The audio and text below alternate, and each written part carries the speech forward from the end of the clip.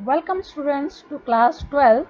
This is the subject political science and see the cover page. This is the part A. The name of the book is Contemporary World Politics. So students, today we are going to discuss the topic from the part A, Contemporary World Politics. Let's start the today's topic. It's very important topic and I would like to declare here that this video lecture is in two parts. Okay, this chapter will be explained within two parts. So today we are going to take the very first part. In this chapter, this is the international organization. Okay, see the chapter, it's very important chapter, and in this chapter we are having the major topics. United Nations and its organization. First of all, we will discuss the principal organs, then key agencies, after that UNESCO, UNICEF, WHO, ILO, Security Council, and need for its expansion. So these are the major topics, but in today's video lecture we will discuss only United Nations and its major organizations. So this is a very first part of the video lecture. See here, chapter 6, International Organization. So please students, I strictly advise you to watch the both part of the video so that you will have the proper clarity of each and every concept. So this is the part 1. Let's start the major topic of part 1. As you see, the logo of the United Nations is here. This is the international organization. Okay. Earlier it was known as United Nations Organization, but nowadays we see this only as United Nations. Why? Because an organization is having a very limited scope. Okay. So United Nations is no more an organization. It is much more than an organization. This is the international institute, or we can say this is the international organ which maintain the peace, security and cooperation of overall the world. So what is the meaning of being international organization? When we talk about the international organization, it helps the overall world countries, okay, to create the better living conditions. This is not for one country, this is for overall the world countries, and it provides a common platform to discuss the continuous issues and find peaceful solution by mechanism, rules and bureaucracy. So ये एक ऐसी organisation होती है जो पूरे world countries की welfare के लिए सोचती है और उनमें वॉर को अवॉइड करके आपस में कोऑपरेशन से उनकी डेवलपमेंट को ये निश्चित बनाती है. So let's start the history. ये कैसे फॉर्म में आई? The founding of the United Nation, ये एक्चुअली कैसे फॉर्म में आई? Earlier students, we were having 2 world wars. Okay, till now हमारे पास अभी तक 2 वर्ल्ड वॉर हो चुकी हैं. The very first world war 1914 to 1917, but इसको ओवरऑल बाइंड अप होते होते 1914 से 1919 तक भी हम इसको काउंट करते हैं. तो after the first world war के बाद हमारे जो कंट्रीज थे उनको बहुत लॉस हुआ. इधर द विनर्स और द लूजर. लॉस सबको होता है, चाहे वो विनर कंट्री है. फॉर एग्जांपल हमारे पास 2 तरह के ब्लॉक थे फर्स्ट वर्ल्ड वॉर में भी. एक तो था हमारा अलाइड पावर्स जो विनर थे, दूसरे थे हमारे एक्सिस पावर. तो दोनों साइड में वॉर का लॉस जरूर होता है. So the countries they try to avoid the loss in the future. इस चीज़ को अवॉइड करने के लिए उन्होंने एक ऐसी ऑर्गेनाइजेशन बनाई जो वॉर को प्रिवेंट कर सके. So student, this is very important thing to understand कि यूनाइटेड नेशन जो था इससे पहले भी एक ऑर्गेनाइजेशन बन चुकी थी. फर्स्ट वर्ल्ड वॉर के बाद ऑर्गेनाइजेशन बनी थी लीग ऑफ नेशंस. सीधा कसर है यार, league of nations. Okay, but वो इतनी ज़्यादा सक्सेसफुल नहीं हुई. तो उसके बाद after the second world war जो 1939 से 1945 तक चली, उसमें मेजर डिस्ट्रक्शंस हुए. इवन न्यूक्लियर वेपन्स भी यूज़ किए जिससे बहुत ज़्यादा डिस्ट्रक्शन हुई. Now the major world countries they were worried about to stop the war in the future and to avoid the destruction. So that's why they were willing to set up such a good organization at the world level which must have the success to its mission. So League of Nations was having so many drawbacks, but now the Roosevelt, he was the president of America, he suggested such a good organization which should not have the drawbacks like the League of Nations. So he suggested the United Nations. So we can say United Nations was the successor of League of Nations. ये League of Nations के बाद बनी थी, second world war के बाद, बिल्कुल 1945 में second world war खत्म हुई, उसके बाद ये हमारी लीग ऑफ नेशन के बाद हमारी बनी यूनाइटेड नेशन. तो अर्लियर स्टूडेंट इसका नेम क्या था? United Nation organisation. And see the page from your NCERT book, see the cursor I am showing here, the major date line is given here. Okay, तो it was having the charter, United Nation का एक charter था. Charter means हम कह सकते हैं जिसमें एक डॉक्यूमेंट है, रूल्स एंड रेगुलेशन लिखे हुए हैं, इसका एक कॉन्स्टिट्यूशन भी बोल सकते हैं इसको. उस चार्टर के अकॉर्डिंग, रूल्स एंड रेगुलेशन के अकॉर्डिंग इसको फ्रेम किया गया. Now see at the early time it was having only 51 members and India was also one of the 51 members. But later on, nowadays, the members, they joined the United Nations, as near about all the countries of the world, they are the member of the United Nations. So nowadays we can say near about 192 members are the member of United Nations. And students, this is the organization for the overall world countries to come at a common platform to discuss their problems and to find a solution with the peaceful ways, with the dialogues, and they try to maintain the peace and cooperation among all the world countries. As we already have discussed, it was the successor of a League of Nations. Okay, it was came into form after the Second World War.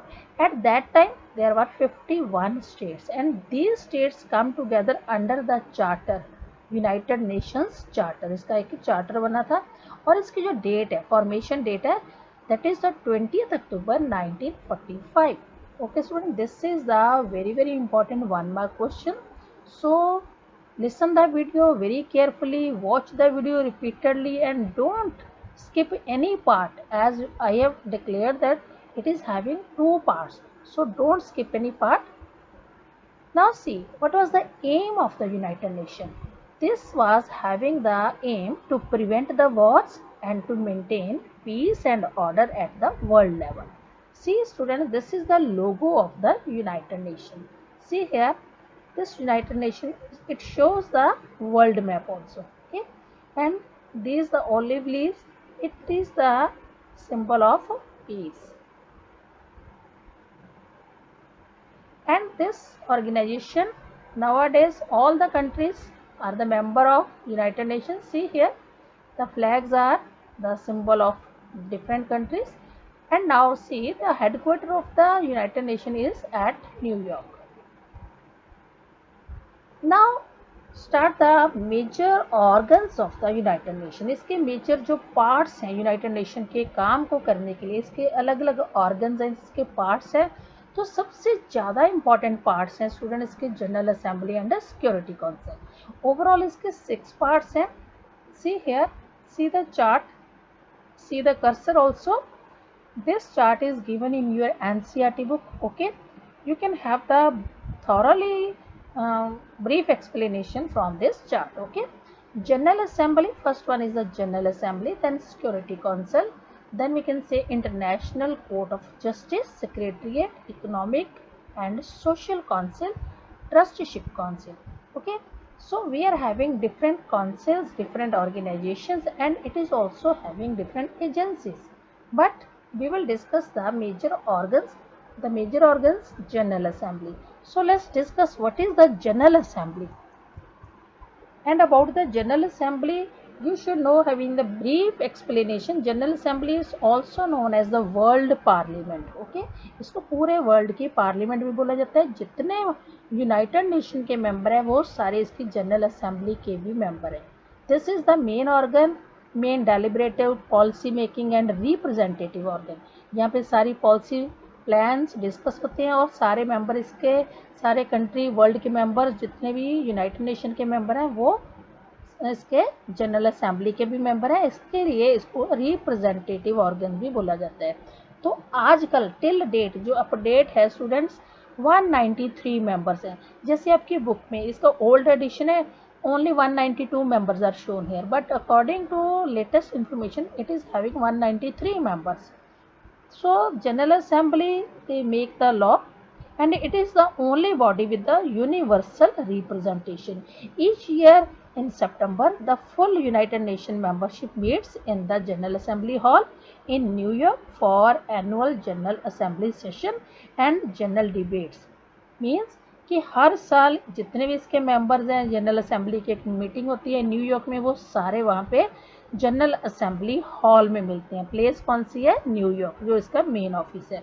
और वहाँ पे पूरे world से related major issues, major disputes और major policy programme related to the development, ये सारे मुद्दे वहाँ पे डिस्कस होते हैं। So let's discuss the General Assembly. After this we should have the brief explanation of Security Council, because ये दोनों parts जनरल यूनाइटेड नेशन के बहुत इंपॉर्टेंट पार्ट है। जनरल असेंबली के बाद है हमारी सिक्योरिटी काउंसिल। आज इसके नाम से क्लियर हो रहा है, इसका मेन मोटिव है to provide the security. So security council has the primary responsibility for the maintenance of international peace and security. तो इसका मेन मोटिव हो गया पूरे वर्ल्ड की पीस और सिक्योरिटी को मेंटेन करना। हर कंट्री को, इधर दैट इज पुअर रिच, किसी भी हमारे वर्ल्ड के पोल में या नॉर्थ पोल में, साउथ, कहाँ भी है, उस सब की इक्वली इनको सिक्योरिटी देनी होती है, इक्वली ट्रीटमेंट करना होता है।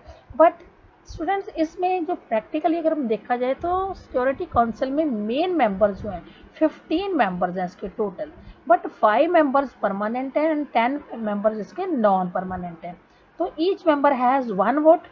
Under the charter all member states are obligated to complete the council decision. The Security Council takes the lead in determining the existence of threat to peace or to act of aggression.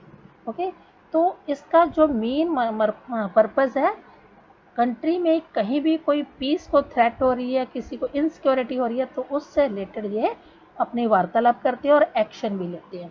तो major जो इसके members हैं 5 members हैं, उनके पास बहुत सारी powers हैं। Specially we can say they enjoy the veto powers. UNSC means United Nation security council, इसके मेन जो 5 मेंबर्स हैं, ओवरऑल 15 है, 10 इसके नॉन परमानेंट मेंबर हैं जो चेंज होते रहते हैं हर 2 साल के बाद, और जो इसके 5 मेंबर्स हैं परमानेंट मेंबर है, ये चेंज नहीं होते। ये परमानेंट मेंबर स्टूडेंट्स बहुत इंपॉर्टेंट है, ये आपको बोर्ड में इसका question usually it come as a 1 mark question, और it also come as a map question also. You have to locate these members on the world map. So let's discuss the name of the members. The US, United States, Russia, France, China and UK, United Kingdom. So these are the main 5 members, those who enjoy the veto power. What is the veto power? If any decision is going to be discussed or any issue is going to be discussed, so if any member is having the objection, the whole decision is going to be halt. उसको reject कर देते हैं, halt कर देते हैं, stop कर देते हैं, उसकी रीडिस्कशन होती है। So veto is the very very important right of the 5 permanent veto members. So next है हमारा economic and social council. Economic and social council में स्टूडेंट्स हम देखेंगे इसका, ये हमारी प्रिंसिपल बॉडी है for the coordination, policy review, policy dialogue and recommendation of economic, social and environmental issues as well as implementation of internationally agreed development goals। Means इसमें जो already international development के उसके गोल्स एंड टारगेट्स हैं जिसके ऊपर discussion होती है, जहाँ जिनको डिटरमाइन किया गया है कि ये हमने अचीव करनी है, उन सब मुद्दों पर, उन सब इश्यूज़ पर, मैटर्स पर यहाँ डिस्कशन होती है और उसके लिए प्रॉपर स्टेप भी ले जाते हैं। उन स्टेप डिस्कशंस में जो भी हमारे टारगेट हैं उससे रिलेटेड पॉलिसी प्रोग्राम बना के उस टारगेट को पूरा किया जाता है। तो ये हमारे लिए बहुत इंपॉर्टेंट है। It serves the central mechanism for activities of United Nation system and its specialised agencies in the economic, social and environmental field, supervising the subsidiary and expert bodies. So student, it is having 54 members and these members are elected by the General Assembly, okay, for overlapping 3-year terms. सो ये हमारा एक central platform है जिसमें debates होती हैं innovative thinking के लिए और डेवलपमेंट को सस्टेन करने के लिए. So this is the economic and social council.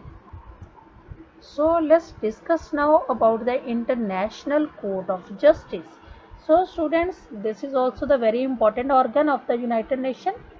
It is the principal judicial organ of the United Nations. इसको हम International Court भी बोल सकते हैं.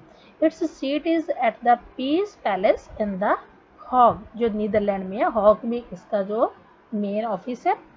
It is the only one of the 6 principal organ of the United Nations not located in New York. बाकी सारी organisation के office यहाँ पे हमारे अमेरिका में न्यूयॉर्क में, बट ये only one international court of justice है जिसका जो हमारा मेन ऑफिस है, जो इसकी मेन सीट है, दैट इज इन नीदरलैंड.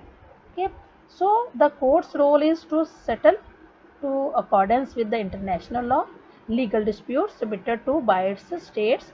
जो भी इसके मेंबर स्टेट्स हैं, जो भी वो लीगल डिस्प्यूट उनके होते हैं, जो वहाँ पे इश्यूज आते हैं जिसको वो अपने कंट्री लेवल तक सॉल्व नहीं करते, तो उन सब के लिए ये अपने डिसीजन देते हैं, एडवाइजरी ओपिनियन भी देते हैं और लीगल क्वेश्चंस भी हो सकते हैं. सो यूनाइटेड नेशन ऑर्गन इसके लिए स्पेशल एजेंसी से भी अपनी हेल्प ले लेते हैं, जैसे ह्यूमन राइट कमीशन है.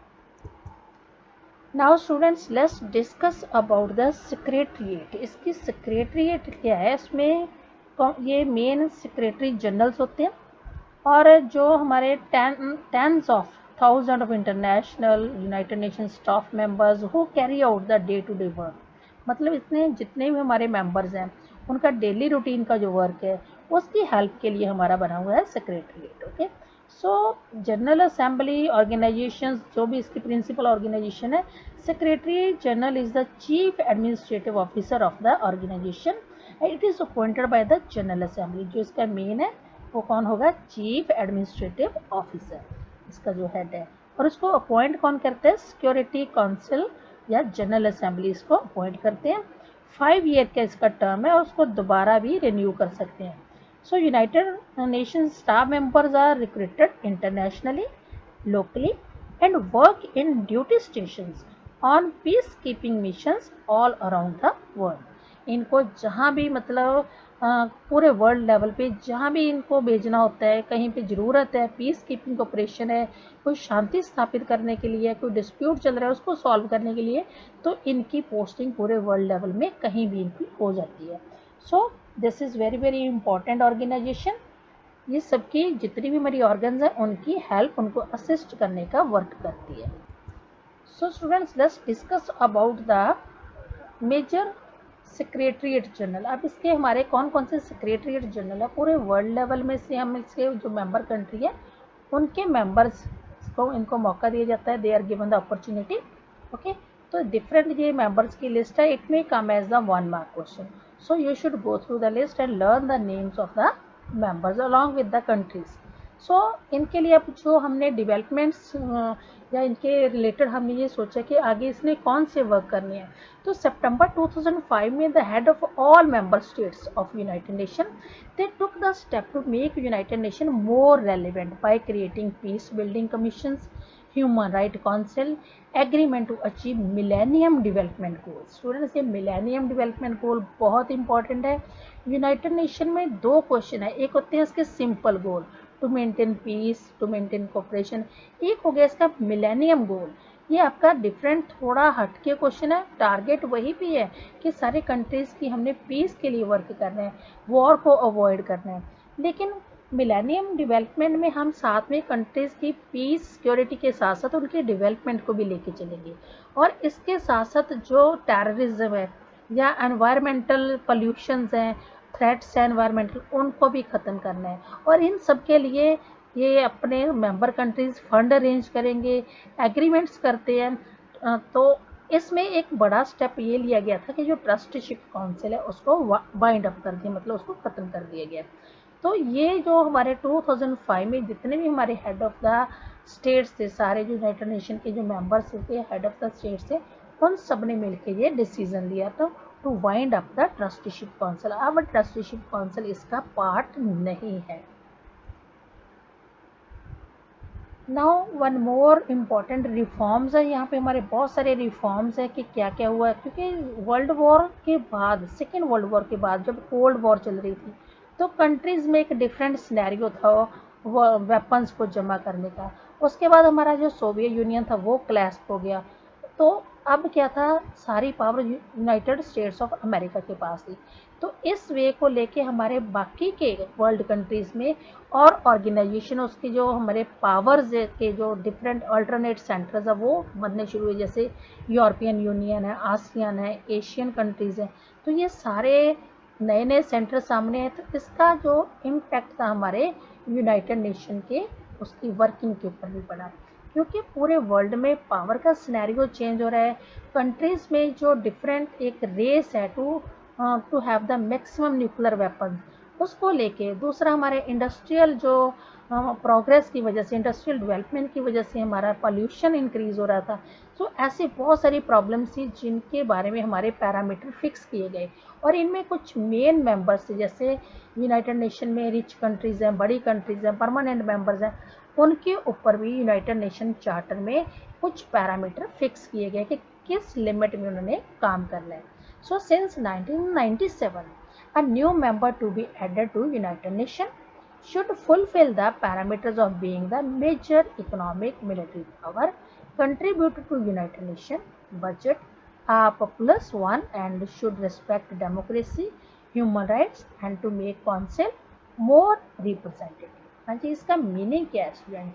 1997 के बाद जब सारी डेवलपमेंट में पूरे वर्ल्ड में पावर के सिनेरियो चेंज हो रहे थे, so many countries were willing to be the member of the United Nations, but they were willing to be the member of United Nations as a permanent member of the Security Council।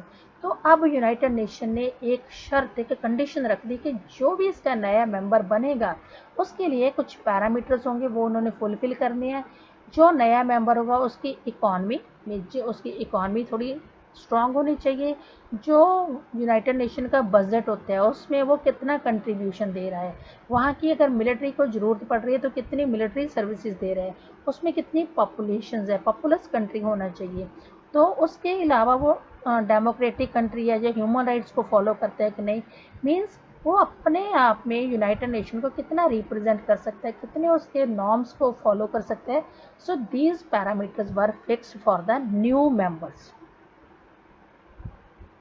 So student, for today we will just complete here, and I am having the summary of all this.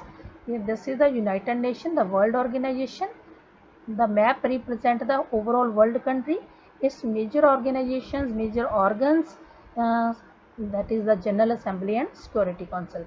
Rest of the organs are also important, but very important work is done by General Assembly and Security Council, and its main objective is to maintain peace and avoid the war, settle the cooperation among the member countries, and to do the developmental work for the overall world countries. So students, for today we are going to compile the chapter here. So in the next video we will discuss the next parts, the other organs, other agencies. So stay connected till the part 2. तो part 2 जरूर देखो। Again I am telling you to watch the video till the end and don't skip any part if you want to understand the whole chapter and all concepts. So students, part 2 will be continued, and thanks to listen the chapter, thanks to listen the lecture and watch the video. Stay connected till the next part. So student, don't forget to subscribe it. Stay safe. Goodbye students.